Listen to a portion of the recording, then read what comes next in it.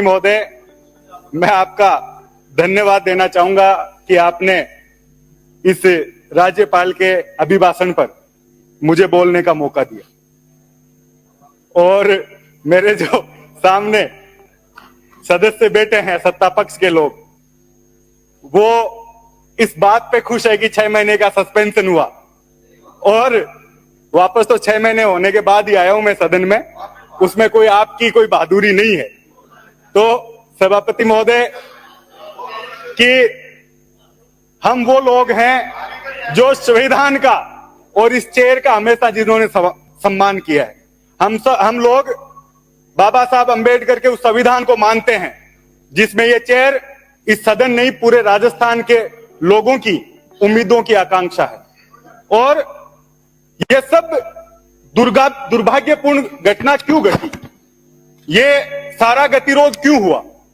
क्योंकि मेरे जो सामने सत्ता पक्ष के लोग बैठे हैं, ये ना जनता की उम्मीदों पे खरा उतर पा रहे और ना इनके मंत्री इस सदन में जवाब दे पा रहे और उनके बचाव में स्पीकर साहब को आना पड़ा और उसकी वजह से मेरी सस्पेंशन हुई। और सभापति महोदय, ये तो शहादत है, ये तो जिंदा लोगों के हिस्से में आती है। तो ऐसा सस्पेंशन अगर जनता की आवाज उठाने के लिए मेरा बार बार हुआ तो भी मैं उस आवाज को उठाता रहूंगा। इस बात को इस सदन में रखना चाहता हूं। और आज इस राज्यपाल के अभिभाषण पर बोलने का मौका दिया, ये किताब मेरे हाथ में है और मुझे अफसोस है कि जो भारतीय जनता पार्टी के लोग, जिनकी छवि ये बनी हुई है कि झूठे भाषण दो, झूठे वादे करो, बार बार करो ताकि जनता उनके बहकावे में आ सके। और मुझे अफसोस है कि राज्यपाल महोदय से इतना झूठ 2 घंटे में बुलवाया इन लोगों ने, ये किताब हाथ में देकर, जो राजस्थान की जनता के धरातल पर जिसका कोई लेना देना नहीं। पहला बजट इससे पहले आया, वो अभी तक जमीन पर एक भी क्रियान्वयन उस बजट का नहीं हुआ। दूसरा बजट भारतीय जनता पार्टी लेकर आ रही है और राज्यपाल महोदय को आज से पहले हमने देखा कि यह संवैधानिक पद है और यहां बैठा व्यक्ति राजस्थान की जनता की दोनों पार्टियों की पक्ष विपक्ष की बात यहां करता है, लेकिन राज्यपाल महोदय से ऐसे भाषण दिलाया जैसे भारतीय जनता पार्टी के वो कार्यकर्ता के तौर पर यहां बोल रहे हैं।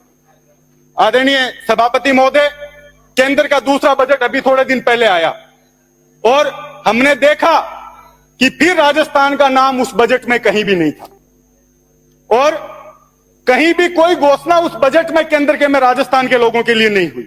और मैंने एक अखबार में पढ़ा कि जो वित्त मंत्री निर्मला सीतारमण जी हैं, वो जिस स्टेट की, जिस राज्य की साड़ी पहनकर बजट पढ़ती है, उस राज्य को सबसे ज्यादा ये घोषणाएं होती है। पहले उन्हें आंध्रा की पहनी, कभी बिहार की पहनी और इस तरीके से बंगाल की साड़ी पहनी और उसी राज्य को वो बजट दे दिया गया। तो मैं, हमारी वित्त मंत्री सम्मानीय दिया कुमारी जी, वो भी महिला है, मैं उनसे निवेदन करता हूं कि 1-2 साड़ी आप उनको देकर आए ताकि राजस्थान का याद उनको रहे जब वो बजट पढ़े, एक आध घोषणा इस राजस्थान की जनता के लिए हो सके। माननीय सभापति महोदय,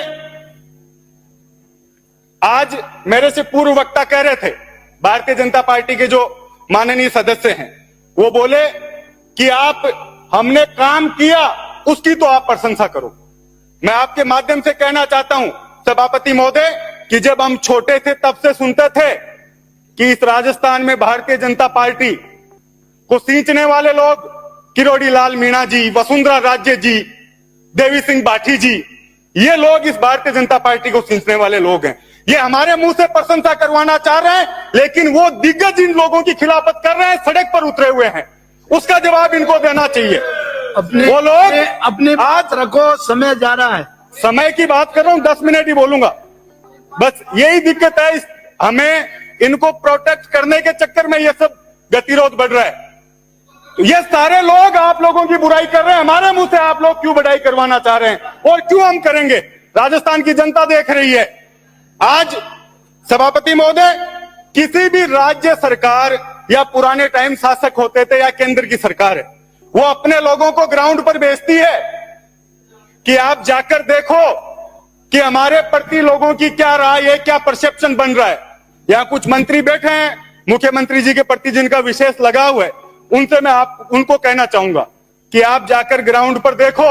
लोगों ने बहुत उम्मीद की थी कि जब सरकार बनी तो पूरे राजस्थान में paper leak, ERCP, SOG, anti gangster task, इस तरह के वादे भारतीय जनता पार्टी के लोगों द्वारा किए गए। और आज जब इन्होंने कहा हम मगरमच्छ पकड़ेंगे, पेपर लीक हो गया, हम राजस्थान के युवाओं को उसका न्याय देंगे, और अभी इस अभिभाषण में लिखा है कि हमने 100 मुकदमे दर्ज किए और 260 लोगों को गिरफ्तार किया है। लेकिन अब तक सभापति महोदय, जो लोग मगरमच्छ पकड़ने की बात कर रहे थे, जो मछलियां पकड़ी वो भी इनकी जाल से बाहर निकल गई। वो सारे जाके सब इंस्पेक्टरों की सबकी उनकी जमानत हो गई। ऐसा ही भर्ती परीक्षा रद्द करने को लेकर कभी क्या बयान आता है, कभी क्या बयान आता है। आज भी वो राजस्थान का युवा कह रहा है कि इन भजनलाल जी से तो पार पड़ने वाली नहीं है, ये तो सिर्फ भाषण दे सकते हैं। तो आपके मुख्यमंत्री की और आप लोगों की जो बची हुई छवि लोगों में बच सके, उसमें आप लोग कम से कम ऐसे कठोर कदम उठाओ ताकि राजस्थान की जनता कहे, युवा कहे कि जो वादे भारतीय जनता पार्टी लोगों से करके आई थी उस पर कुछ काम कर रही है।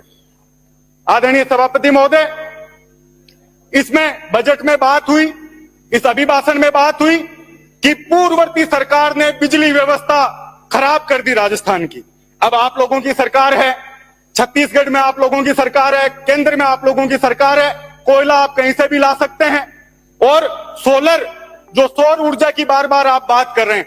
सभापति महोदय, जाके धरातल पर देखो, यह स्थिति है सर्दी के समय भी किसानों को गांवों में, और मुझे लगता है कि आपकी डिक्शनरी में सिर्फ शहर और उद्योग है जिनको बिजली दे सकते हो, तो बात अलग है। बाकी गांवों में किसानों की, लोगों की यह स्थिति है, समय पर बिजली आ नहीं रही, वोल्टेज नहीं आ रहे, और बचे हुए में जो कर्मचारी और अधिकारी हैं वो लोग उनकी कटौती करके किसानों को परेशान कर रहे हैं।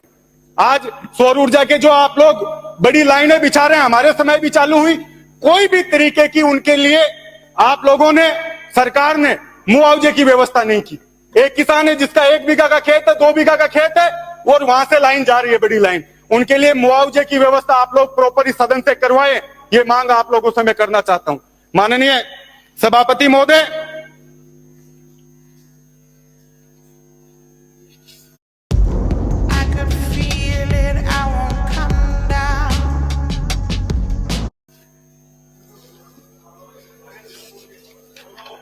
माननीय सभापति महोदय, मैंने जैसा कहा और मेरे पूर्व वक्ताओं ने भी कहा, सरकार की स्थिति और मुख्यमंत्री जी की जो छवि लोगों में बन रही है, उसको अगर आप लोग बचाना चाहते हैं, आप लोगों ने सबसे पहले मुस्लिम समुदाय को टारगेट किया, फिर एससी समुदाय को टारगेट किया, और मैं इस सदन में बड़ी जिम्मेदारी के साथ कह रहा हूं कि आप लोगों ने जिस तरीके से जाट समाज को शेखावटी और मारवाड़ में टारगेट किया है, वो आप लोगों को, जनता आप लोगों को जवाब देगी। जिस तरीके से जाट समाज के कर्मचारियों को आप लोग जाति और धर्म नाम देखकर जिस तरीके से ट्रांसफर कर रहे हैं, अभी माननीय सदस्य बोल रहे थे हम घर के पास लाए, कितने लोग हर विधानसभा में 100 से 200 लोगों को आप लोगों ने ट्रांसफर किया है, और उनकी कोई वजह नहीं थी।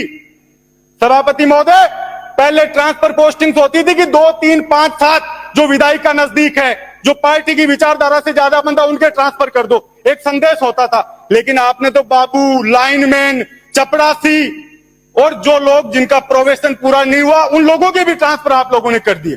अभी जो मंत्री यहाँ बैठे हैं, मैं उनसे कहना चाहूंगा कि आप लोगों को यहाँ मंत्री इसलिए बनाया कि आप उस समाज का प्रतिनिधित्व कर रहे हैं।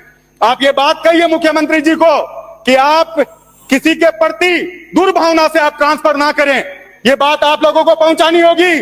माननीय, आप जाके लिस्ट देखिए, आप माननीय मंत्री मेरे जिले के प्रभारी मंत्री हैं, आप जाके स्थिति देखिए प्रत्येक विधानसभा में किस तरीके से आप लोग दुर्भावना से उन लोगों को प्रताड़ित कर रहे हैं। कौन कर्मचारी अधिकारी चुनाव जिता देगा, लेकिन आप लोग उन पे अपनी दुर्भावना निकालने का काम कर रहे हैं, और मैं समझ सकता हूँ ये सही भी हो सकता है।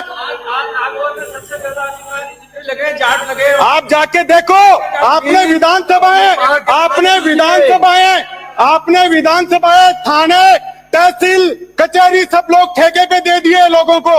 जाके देखिए, आप लोगों की छवि गांव में घुसने नहीं देगी जनता। जिस तरीके से लोकसभा में आप लोगों की अस्त्र हुआ, वो अस्त्र दोबारा होगा आप लोगों का। आपको इस बात को